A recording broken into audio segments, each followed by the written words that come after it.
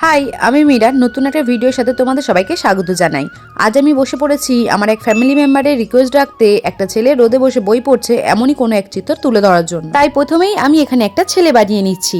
মাটি দিয়ে প্রথমেই তো আমি পা দুটোকে করে নিয়েছি, তারপরে একে একে বডি ও মাথাটাকে আমি অ্যাটাচ করে দিয়েছি। তারপরে আমি একে একে এখানে হাত দুটোকে বসিয়ে নিচ্ছি। তোমরা যদি আরো ডিটেলসে ভালোভাবে দেখতে চাও তাহলে চলে যেতে পারো আমার এই চ্যানেলে, কারণ আমি এই রিলেটেড একটা বড় ভিডিও পোস্ট করে দিয়েছি। যাই হোক, এখন আমি পুতুলটা চুল করে নিচ্ছি এবং একে একে বই, খাতা, পেন্সিল, রাবার সবগুলো করে নেব। আচ্ছা, তোমরা আর কে কি দেখতে চাও আমাকে অবশ্যই কমেন্ট করো, আমি সবার রিকোয়েস্ট রাখার চেষ্টা করব। তোমাদের সাথে কথা বলতে বলতে আমার পুতুল তো একদম রেডি, তো চলো একটু শুকিয়ে আনা যাক। শুকিয়ে গেছে, এবারে তো রং করার পালা। তাই প্রথমেই আমি বই, খাতা, পেন্সিল, রাবার এগুলোকে হোয়াইট কালার করে নিচ্ছি।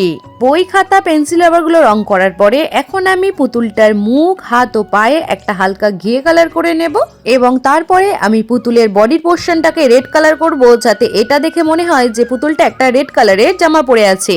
এবং পুতুলের পাটাকে আমি ইয়েলো কালার করে নিচ্ছি, যেন মনে হয় যে একটা ইয়েলো কালারের প্যান্ট পরে আছে। তারপরে তো আমি এখানে একে একে পুতুলের চোখ, নাক, মুখগুলোকে করে নিচ্ছি এবং সব শেষে আমি পেন্সিলটাকে একটু রং করে নিলাম। তো এই ছিল আমার পুতুলের ফাইনাল লুক। কেমন লাগলো তোমরাই জানিও, ভালো লাগলে একটা লাইক করে দিও। আজ আসলাম, বাই।